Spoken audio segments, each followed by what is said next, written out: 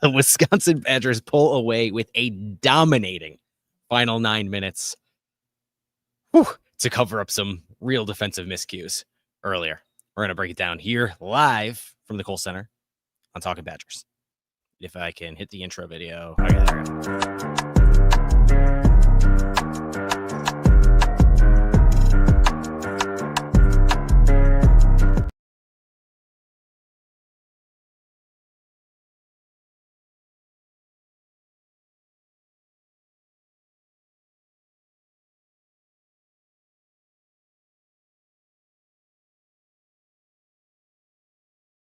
/ at Talkin Badgers, at Talkin Badgers on the website, formerly known as Twitter. You can find me on all the various social medias at Kedrick Stumbris. The Wisconsin Badgers dispatch of the Campbell Fighting Camels by a wide 32-point margin that didn't quite encapsulate what this game was in its entirety. Look, it was a dominating win, to be certain, for the Wisconsin Badgers inside the Kohl Center this evening. But it wasn't a dominating win all the way through. It was a dominating win for stretches, fits, and starts. As Greg Gard said in tonight's post-game presser, his team plays as if it has water in its gas tank from time to time. They sputter, and then they get going, and they go hot. And the final 10 minutes, final 9 minutes, really, and you could even go a little bit under that, was the encapsulation of what the ceiling of this Wisconsin Badgers basketball team is. And we'll get to the John Blackwell of it all momentarily, because the John Blackwell of it all certainly needs to be discussed. But above all else, the final 10 minutes were a team-first performance in a real defensive showcase against a Campbell Fighting Camels team that is going to eventually, and looked the part of it tonight for about 30 minutes, be built on its offense. That's a team with a head coach who was the offensive coordinator for a high-flying Florida Gators offense that won the national title a season ago. And that was, I mean, Coach John Andrzak's go-to in the post-game presser tonight was about the offense, saying that they put together some really good offense for 3 quarters of the game. And then Wisconsin put its foot on the gas, and it tightened up. In a 30-4 run, 32-4 run, a game that ended on a 30-2 run, Wisconsin pulls away from a game that was a 5-point game with under 9 minutes to play. And the first of the first 8 points in that 28-2 run, 8 of 11 of those were courtesy of John Blackwell. When this offense is humming, it looks just tremendous. It looks like one of the top 10, a top 10 caliber offense in college basketball, because guys can get theirs from so many different angles, because John Blackwell can give you a near career high 31, because Nick Boyd can give you 21, because Nolan Winter can give you 17, not just 17, but 17 and 12, a 12 with 6 and 6 offensive defensive rebounds.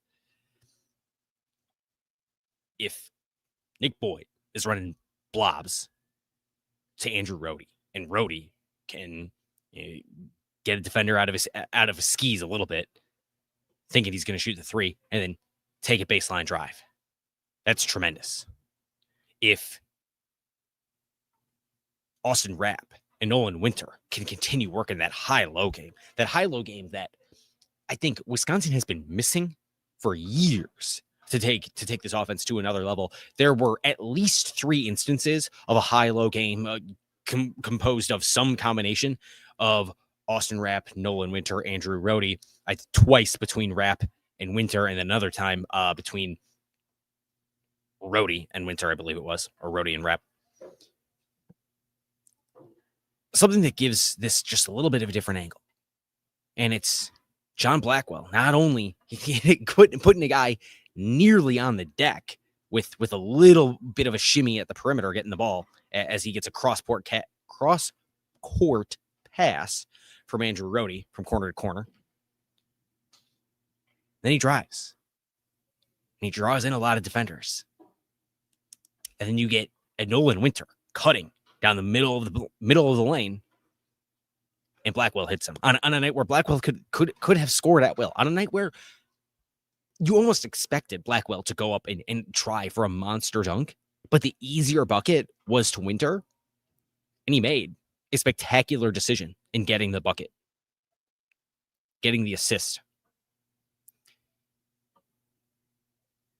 On a night where John Blackwell could seemingly do no wrong, right? This is a game where he did turn the ball over once, didn't force a ton of assists, 3, a respectable number.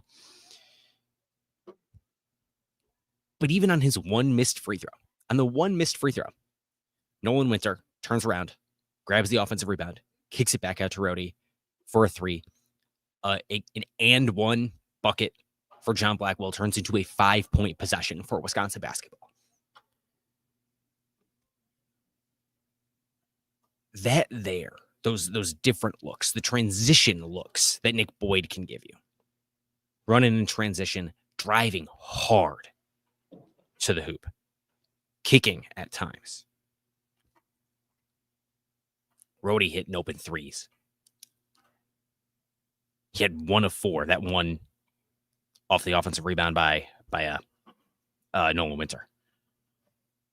John Blackwell scoring from the perimeter, at the rim, in the mid-range. All the different ways this team can score show just what this team can be if it's operating at its best. And there were 10, 15 minutes total that this team was really operating at its best tonight, and it still managed to put together a 32-point victory, despite playing not at its best for large stretches of this game. Defensively, this team has a long ways to go. This is a team that allowed Campbell to shoot over 50% from the field in the first half. 59.3% from the field in the first half. That is an abysmal shooting percentage. 59.3% of the field and only allowing 40% from behind the arc. It allowed Campbell to make, 12 of 17 from 2, just giving away the paint at times. But there are other times in which the interior presence inside did more defensively for Wisconsin than I thought was possible going into the year. There are ways in which I think this team is better than I initially expected. There were a couple of possessions where Will Garlock really bolted up defensively for this team. Will Garlock in his 10 minutes of play? 10 minutes for Will Garlock. A guy who came in this summer with basically zero expectation of playing this season. Gets 10 minutes in the season opener. And it's clear he's going to be a huge part of what Wisconsin wants to do moving forward, because he gets nearly 3 more minutes of playing time than Alexis Bieliauskas does. Bieliauskas kind of struggling to find his groove offensively, to be sure. He has a shot, and he showed that against Oklahoma. But he gets pulled early in the game after, he gets a pass from, I believe it was Rhodey. Bieliauskas gets it in the middle of the lane, about midway between the free throw line and the bucket. And instead of going hard to the hoop, he had an open look at the hoop. He tries for a floater, doesn't go in, and pretty immediately Greg Gard goes to the bench and ushers in one Will Garlock. It was an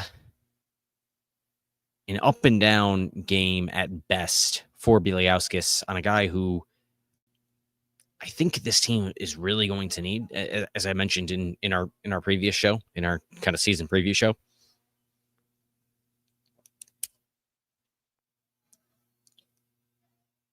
But if Nolan Winter is going to give you a double-double relatively often, he's not going to get 17-12 every night. He's not. You can hope on him for 10-8, 7.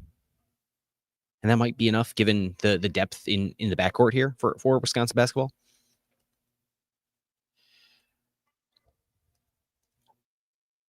But if he and Andrew Rapp, who I think Austin Rapp, who I think kind of quietly had 13 points, drawing 4 fouls. I mean, nowhere near the 7-7 that Nick Boyd and John Blackwell drew tonight, but not too shabby himself.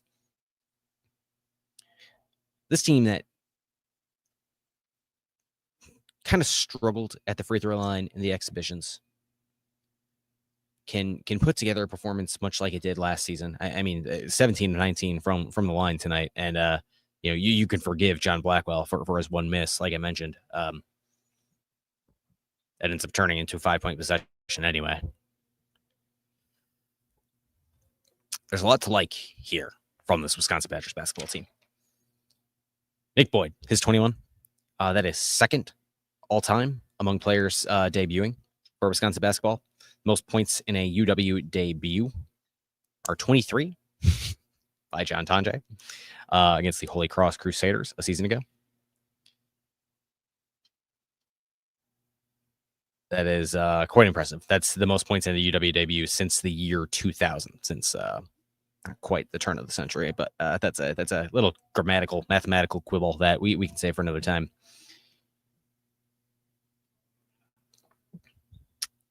Trying to look for other notables here.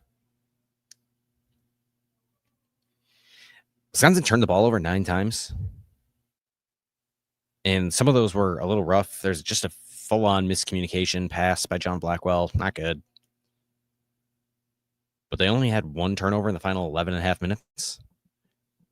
They really did find their groove late in this one.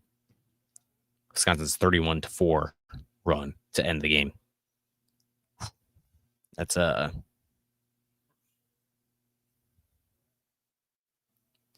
not bad at all. And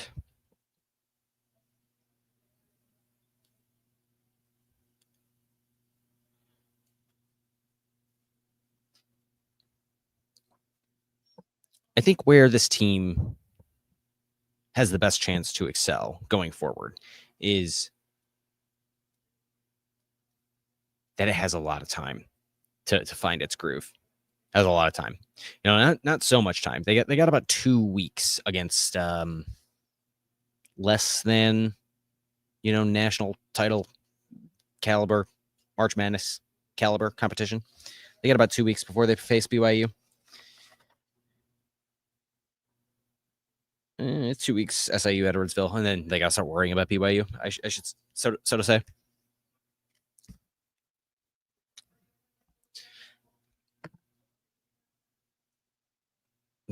But I really do think that there's enough here, based off of what we saw this evening, to take away that schematically these pieces do all really fit together. Whether it's based on the baseline out of bounds play from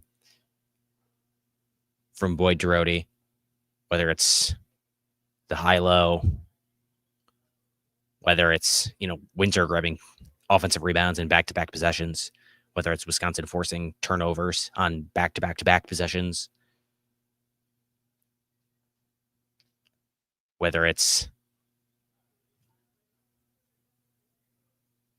Nick Boyd being able to curl in for lay-in with just tremendous speed, Carrington doing that from time to time.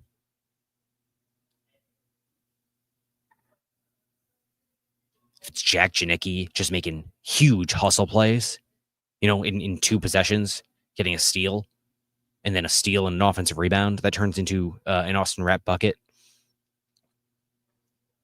It's Nolan Winter getting 2 offensive rebounds in 1 possession off of a miss Nick Boyd 3-pointer and converting that into a bucket.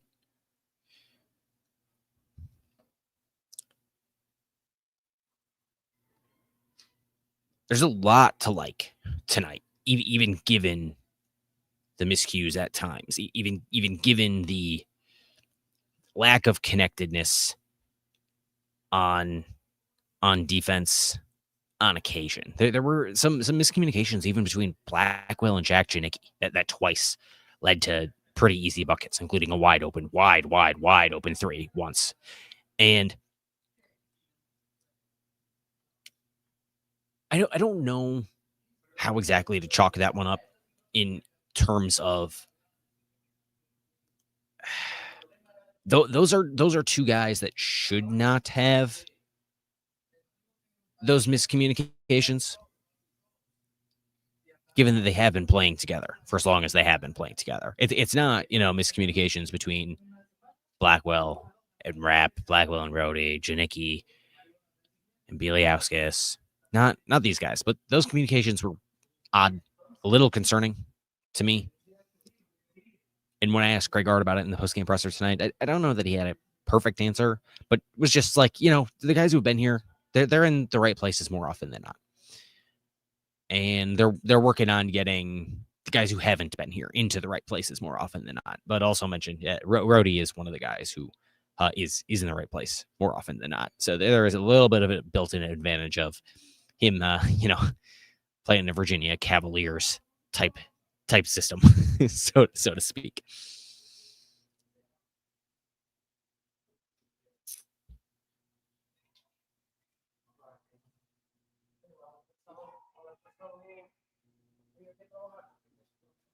Without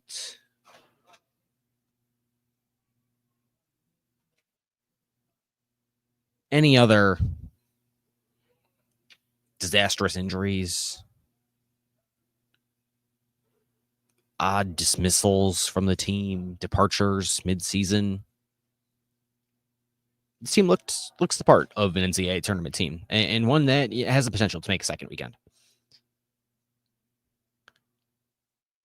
You want a team to be able to turn it on late in a matchup like this, if that's what you expect. And so